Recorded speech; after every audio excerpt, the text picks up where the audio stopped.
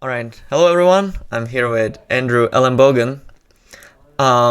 This interview is gonna be way harder for me than the other ones because I usually kind of know the other people, maybe I tested with them and stuff, but I don't actually know you that much. I know we played once at a standard GP. That's right. It was a week after you won a Pro Tour, you played Wine Weenie or whatever, I played Black-Green Midrange, not really important tournament. That's what happened. For people who don't know, Andrew is I think one of the last people who won the actual Pro Tour. It didn't actually qualify you for Worlds, which is insane, I think. Let's talk about it later. Yeah. And you have 4 GP top 8s as well. How it's going, man? Oh, pretty good. Yeah. I think that's basically an accurate summary. Depending on how you count, I won the last tournament that was named Pro Tour. Mm-hmm. But after that, there were Mythic Championships that weren't that different in most respects. Yeah, it was pretty much the same thing, right? Right. So if you count those, then I'm not the last. Mm-hmm. But in a very technical sense, I am. So, yeah. Yeah, so I already touched on it a little bit. Back in the day, if you won a Pro Tour, you qualified for Worlds. But I think maybe you were the only one. Correct me if I'm wrong, but it wasn't the case for you. Can you maybe talk about it a little bit for people who don't know what happened?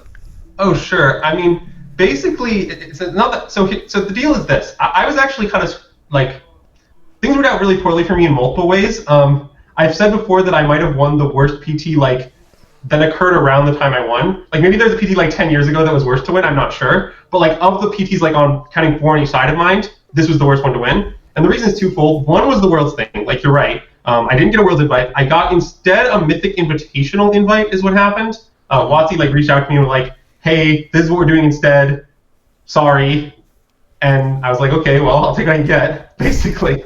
And the Mythic Invitational invite paid a min cash of $7,500, so it was decent from financial front. But from a prestige front, competing against the best front, playing real formats front, it was a lot worse. So I was definitely sad about the exchange, but just to be clear, WotC definitely did compensate for that in a pretty real way, because that was a high EV tournament. Mm-hmm. The other thing that happened that people may or may not be aware of, I've talked about it before, but I'll talk about it again because it's a pretty big deal, so here's how the MPL worked. So the MPL counted every tournament prior to mine, for every Pro Tour prior to the one I won, for the initial class of the MPL, right? People probably know that, 2018 tournaments. Mm-hmm. Okay, what they may not know is that the tournaments that counted for the MPL following that was every tournament after mine. Oh, shit. So the PT I won provided points for MPL no years, neither year.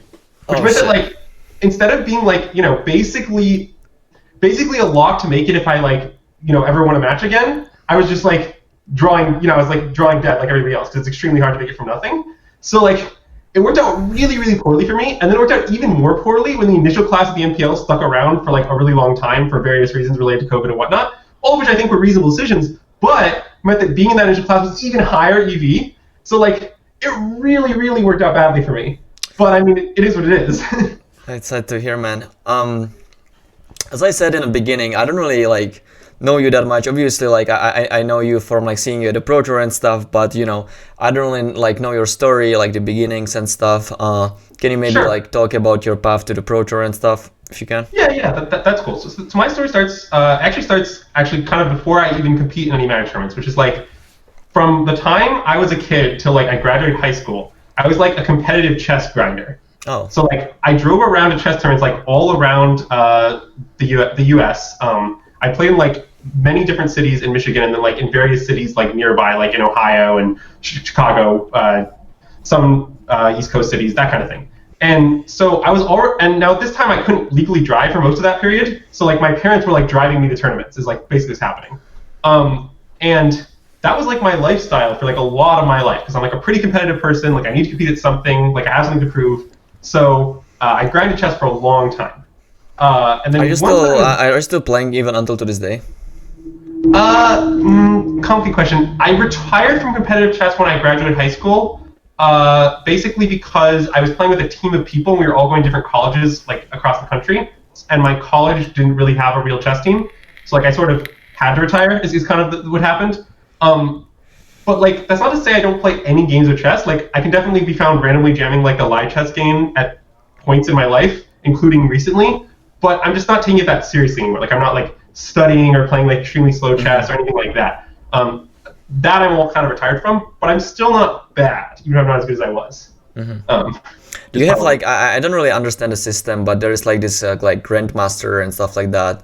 Are you any of the masters? No, I'm not. I wasn't that good. At my peak, I was rated 1800. So in chess culture is pretty different. In chess, your rating is everything. Like even when Magic had ratings, it wasn't like this. Like in chess, everyone assumes that your rating is an objective measure of how good you are. And if you play a tournament and you gain rating points, it is assumed that that is a good result for you, even if you like lost many matches and like won no money. I understand what you mean. Yeah. It's a demonstration that you're improving. That's how the chess world sees it. And so anyway, in chess, I was rated about 1800 at my peak.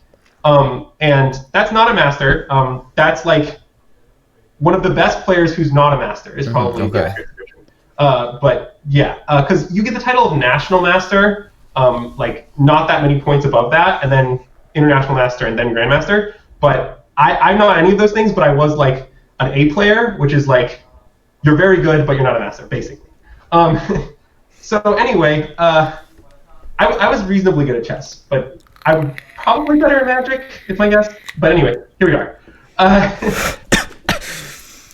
So after like that whole high school thing went down, so like what happened is the year I was graduating high school that summer, a couple of friends of mine were like, hey, like we should go to this SEG Open in Cincinnati. And I was like, okay, sounds fun. So like we all prepared over Skype. Like I was playing Magic casually for many, many years. And like we all prepared over Skype. Like we concoct this like blue-black control list. This is in the time of like, this is like Callblade, but after they banned stuff. Is it like Forbidden Alchemy blue-black, or was it like Inquisition of Kozilek, Grave Titan? Yeah. Grave Titan Cleared in. You mean like the blue-black, they played like Grave Titan and stuff, right? Yeah. Okay. So around that time, like Callblade is still a deck, but Jason and Stoneforge have been banned. But like Squadron Hawk and just like randomly hard casting swords is a deck.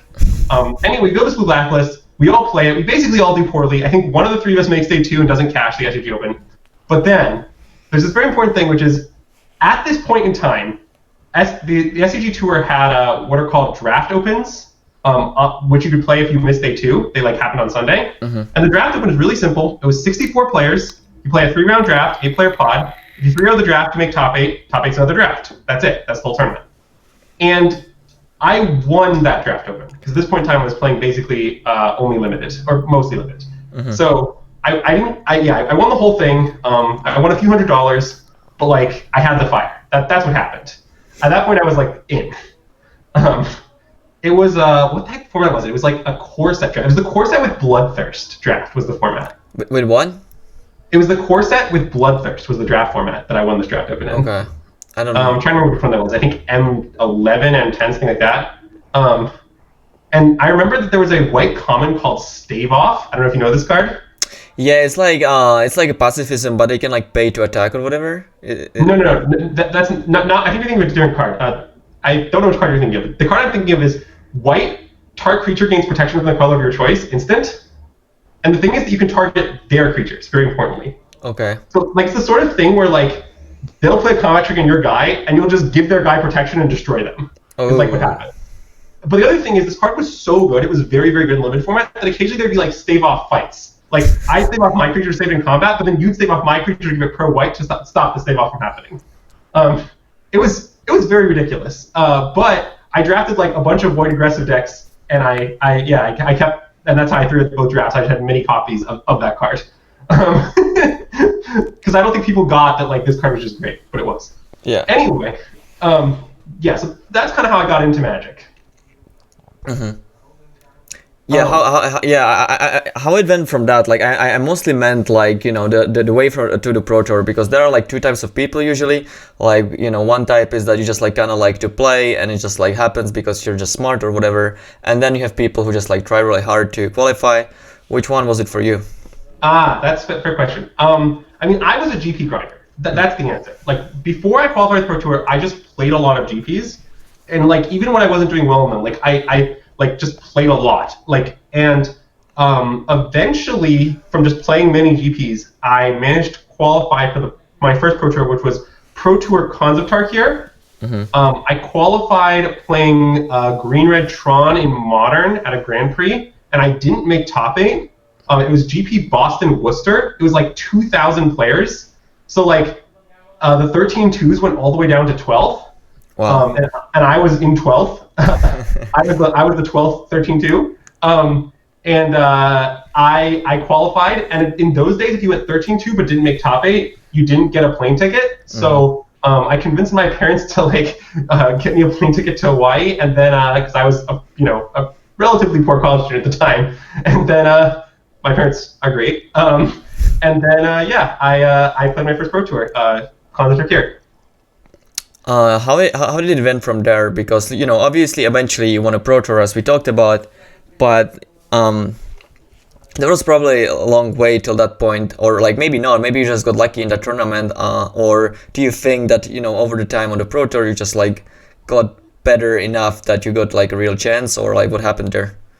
Yeah, that's a reasonable question. I mean, so the situation for me was I was like, for a long time, I was on and off the Pro Tour. Like I wasn't like, I didn't play every Pro Tour up to the PT I won, or like anything close to that. Like I played like a couple other PTs like randomly that I qualified for, but I never, in fact, this is very funny. When I showed up to the Pro Tour that I won, Pro Tour Guilds of Ravnica, those 3 pro points were going to put me to silver, right? I was going to be silver from those pro points. Yeah. That was going to be the first time I'd ever been silver, even though I had played several Pro Tours. And I mean, like, and that's kind of like where I was at. And partially this is because like I made some decisions that were like not necessarily optimizing for hitting pro level. For example, Pro Tour Sydney, as you may recall, I don't know if you played Pro Tour Sydney or not. I did. Okay. As you may recall, for Pro Tour Sydney, they had this weird thing where you could like postpone your invite to the next Pro Tour, but still like collect pro points as though you showed up, right? Yeah. And if you're a pro already on the Pro Tour, like this doesn't matter to you. You're just going to show up and play both. But if you're on and off the Pro Tour, the correct play is very obvious. The correct play is to definitely not show up, because that means you get invite for PT1 the next year, and having invite for PT1 is way better than invite for PT4, because assuming you like can't like lock up gold or something at that PT, right? And that was where I was at. Like I didn't have that many pro points. Like I had like 10 pro points or something. So it was absolutely wrong for me to show up to that Pro Tour. But the thing is, I wanted to go to Australia. Australia's awesome. I was like, look, like I'm getting a free ticket to Australia. Like I'm gonna go with my dad. Like we're gonna stay for a few weeks. We're gonna see everything. It's gonna be awesome, right? So I just went, understanding that it would very much hurt me in terms of pro status. I mean, I did. Like, I missed several PTs as a result of doing this. But like, here we are. So I mean, that's sort of what happened to me. Like I spent several years where I played a Pro Tour here and there, but I was not on the train consistently. I was never silver. I was never anything until. Finally, they really deployed the cycle system, as you probably recall. Yeah. And when the cycle system happened, what occurred for me is the cycle system meant that like you could count a lot of GPs. Like I believe you had 12 total event slots, which means that if you were not qualified for the Pro Tour, you could theoretically count 12 GPs. So I'm like, look, I can 11-4 a GP very easily. That's not a problem.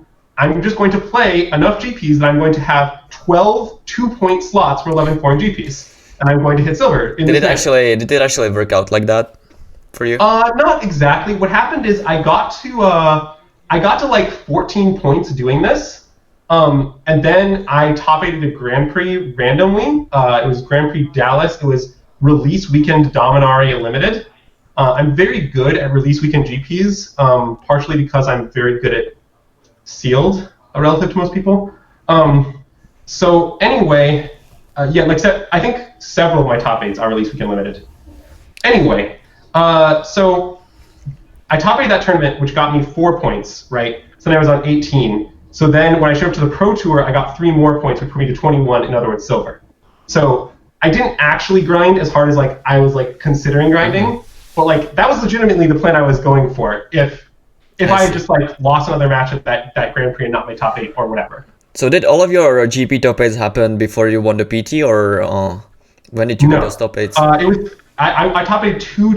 Well, so the thing is, like, what happened for me is like I was not always as good as I was when I top 8 the PT. Like I was not plateaued for like a lot of that period. Like I was improving through like a lot of grinding and work. Like I'm not. Okay, there's kind of the sliding scale of what we might call naturals versus grinders, right? Where like you might think of like, I don't know, the Alexander Haynes of the world as being naturals and the Brian Bronduins as being the grinders. I don't think either of them would be offended by that commentary. Hopefully not. If you are, please don't hate me. And like I'm definitely a little bit more towards the grinder side. Like I played a lot of Magic to get better. Like I worked for it. Is kind of what I'm saying. Which I don't know has its upsides and downsides. But like eventually I reached this level where I knew that I was better. Like I could feel it in my play and stuff. And like right around that time, I randomly won the PT and got very lucky. But you know, I was approximately that skill level a little bit before, and like, but afterwards, I definitely top 8'd 2 GPs, partially because like my ratio of GP top 8s, like the number of GPs I need to play to get one top 8, definitely improved. Like because I improved. So that's why I top 8'd almost immediately after the Pro Tour. I top 8'd Grand Prix Vancouver, which was a nonsense format. It was Eternal Masters Limited, I think. I didn't play it, so I don't know. Oh, it was a total, yeah. It was a GP that almost no one played. It was a GP on December 23rd. Oh, really? Yes. Or maybe it was December 22nd. It was right around that time. It doesn't really matter. Yeah. So like, it was like a terrible time. But I played it, and I remember, and I think several of the people did. Like, I know Paul Rizzo was in top 8 with me, but I don't remember the exact composition. Anyway, and then I also top 8'd Grand Prix New Jersey, which was the limited release weekend GP. Oh, I do have 5 top 8s. Oh man, okay, sorry.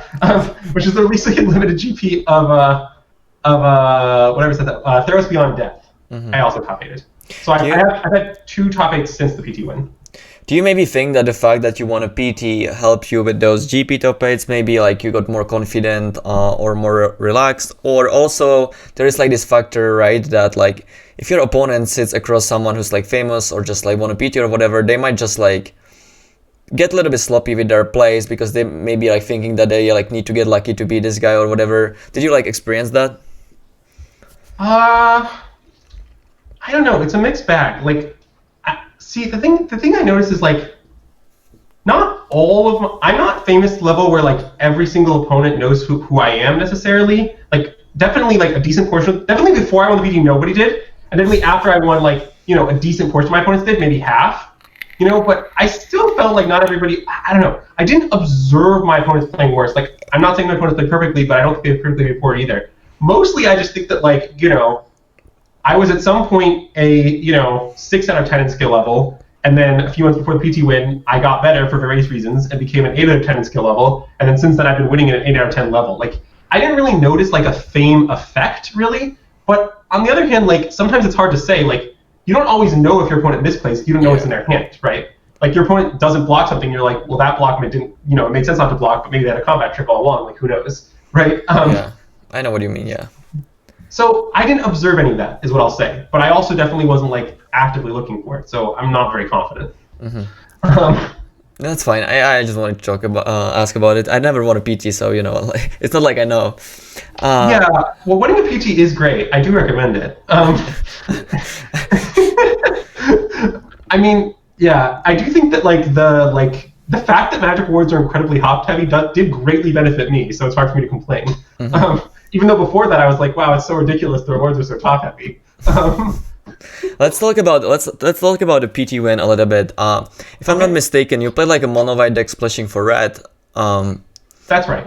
I actually remember one of the games. You played like against like an Esper control deck or whatever. Maybe it was like some different. It was Jeskai, yeah. Yeah, probably. And it looked like you just can't really win, and then you like took back Frenzy into like another good card, and you just like came back and destroyed him. How did you like arrive to that deck list? Did you just thought that like Frenzy was too insane to not play? I think you only played it in a board. That's you know, right. Some people in the tournament play only mono white and stuff. So like, you know, what happened there?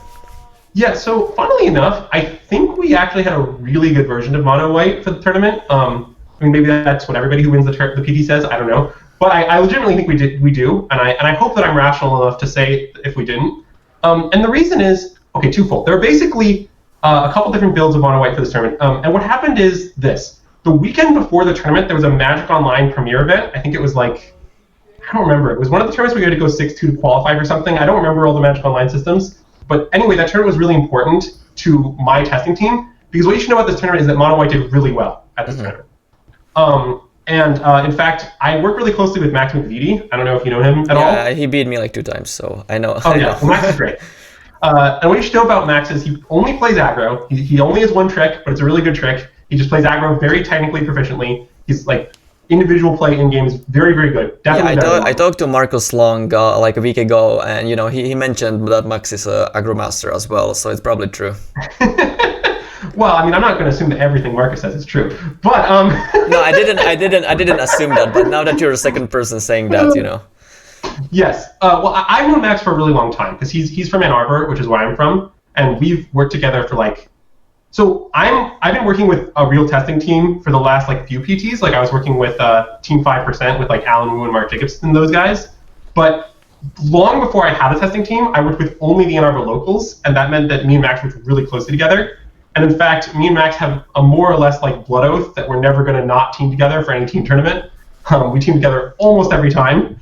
We really work well together. And typically, how I work with Max is like, what happens is Max plays a whole bunch of games with an aggro deck, and he's like, I'm playing this aggro deck, like these are the problems that I'm having. And then I'm like, what if you tried like these 3 or 4 solutions? And Max is like, that sounds interesting. He tries them. He's like, solution number 3 worked. We should do that. And I'm like, great.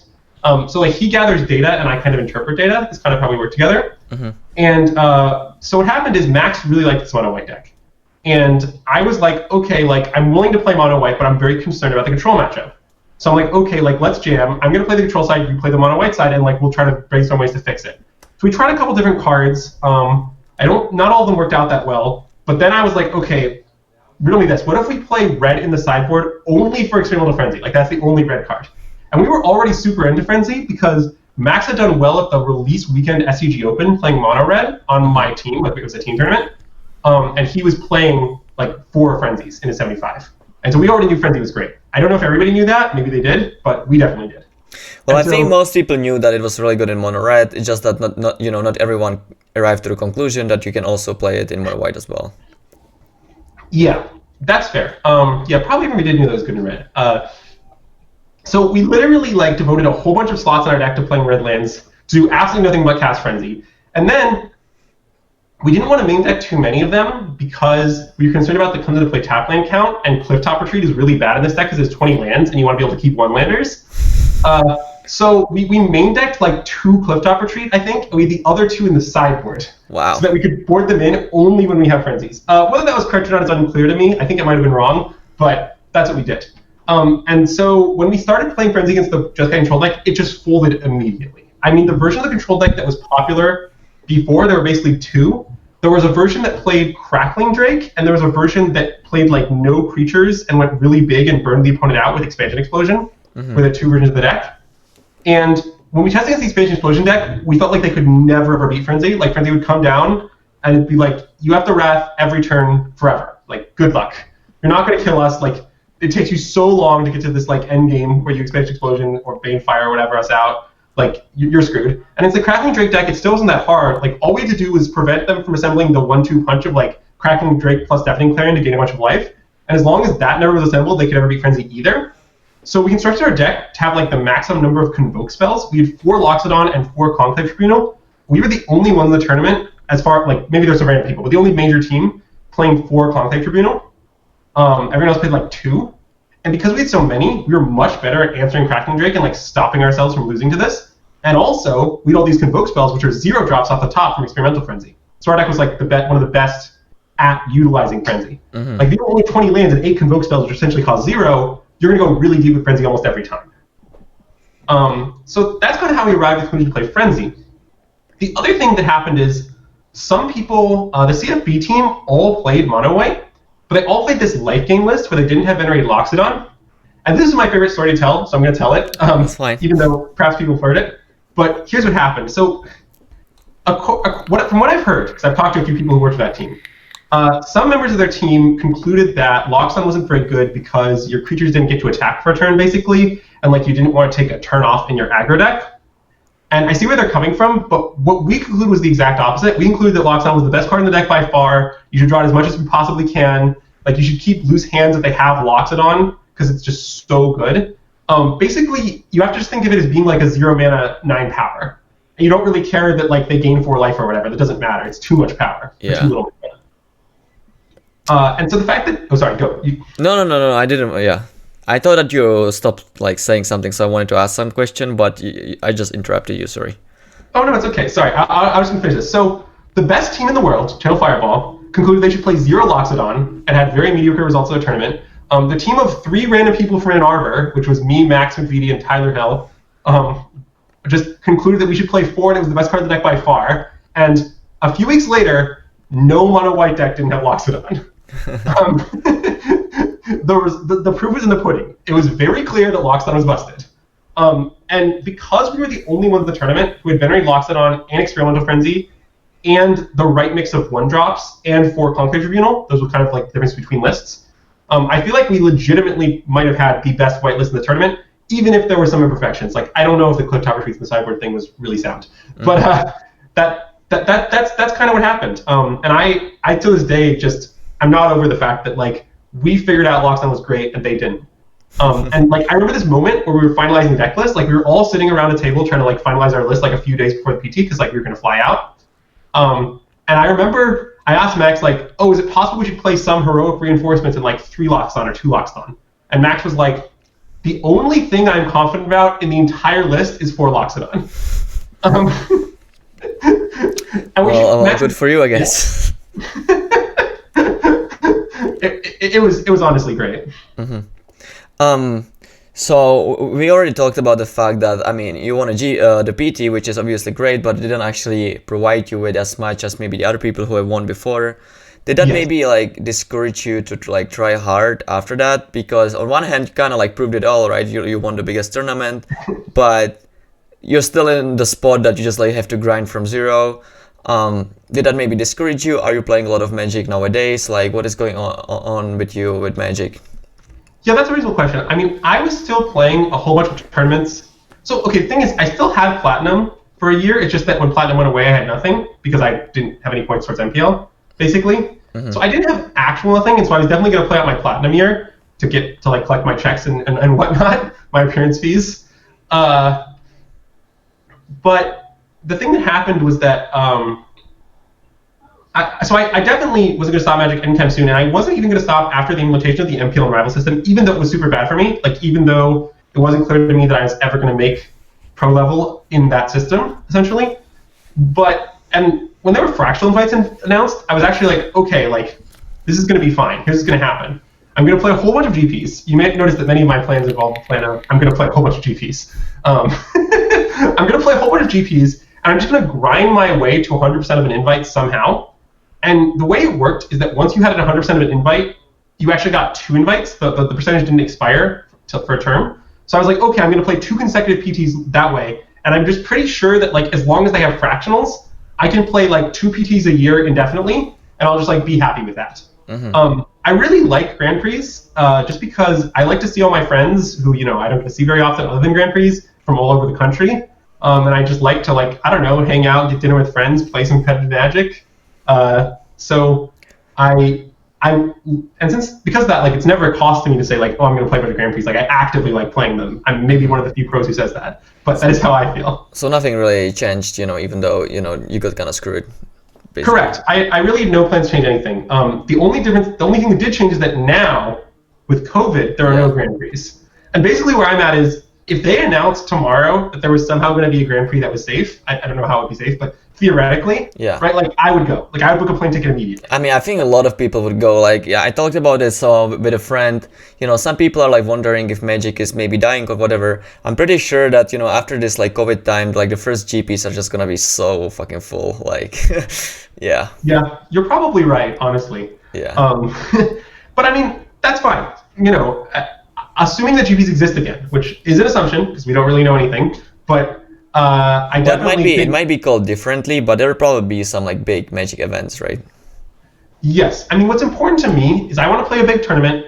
I want to be able to win a little money, and I want to be able to earn PT invites per topic, basically, right? As long as those 3 things are true, I'm going to be there. Mm-hmm. And that will probably be true when COVID ends. Even though right now I'm playing almost no Magic, like I missed a few PTs because like what happened to me is like I played the online PT where like Rec was obviously the best deck. Yeah. You probably played finals. That too. No, I didn't. I wasn't queued for the PT finals. The one before that, there was a regular Pro Tour where Rec was still by far the best deck. Rec was the best deck a lot. And I played Rec, but like I didn't try very hard. You know, like I didn't prepare as hard as I normally might. Like I didn't like play as tightly at the event because I just didn't care that much. I was like kind of off it. I'm like playing online PTs is so bad. This event is over Discord for who knows why. It's so heinous. Like I just like I was off it, and so like I just didn't try at all to qualify for any PTs that were going to be online, and I'm still not. Like I know there are Magic Online PTQs. Like I suspect that if I just like decided I was going to play every Magic Online PTQ, I'd probably qualify. But like I'm off it. You know, I'm not interested in playing an online event. I don't get to hang out with friends. Like there's no like awesome dinner with everybody. Ideally with a restaurant selected by one Marcus Luong. And like you know, because of the lack of any like gathering or camaraderie or whatever you call it, like I'm not going to play until live events return. But as soon as they do, I'm probably going to go back to my old lifestyle, assuming my friends do. The only thing that would stop me is if my friends stopped going. But yeah, that makes sense. All right, Andrew. That was enough for me. Thanks for talking to me. If there is like still something that you would like to talk about, I mean, you of course can. Yeah. I mean, I guess I will mention one thing here, which is that like, I think the other thing I'm known for, other than winning the PT, is mostly like sealed stuff. Okay. Which is that like, I don't know if you're aware of this, Petr, because it doesn't really concern you or players of your level, one might say. But that's very nice. I'm not that good. Yeah, I mean, don't worry, I'm not going to be there. Okay, at Grand Prix that are sealed, as you may or may not know, me and Nee, my significant other, who has a limited Grand Prix top 8, offer this service. Really? Yes, she does. Nice. I didn't know that. Oh yeah, I mean, she's great. She claims she's better at drafting than me, but whether or not that's true, I will not confirm. So. Anyway, Nee and I offer the service at every sealed Grand Prix where literally anyone can come up and bring us a seal pool and we will rebuild it. Like, you don't have to know us at all, you don't have to be our friend, like you can be a random person off the street. That must feel really good.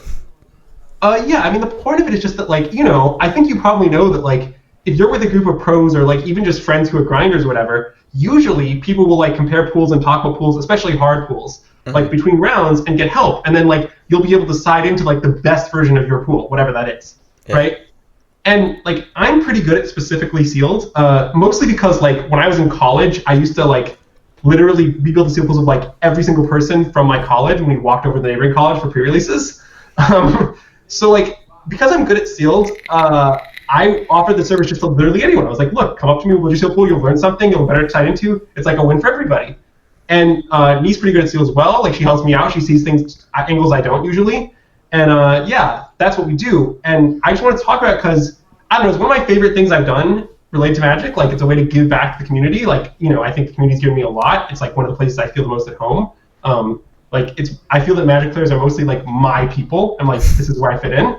And so I wanted the community to like, yeah, get something back. And this is something I felt I could easily give. It cost me nothing but time. Like, I have plenty of time between rounds and like during buys to do it.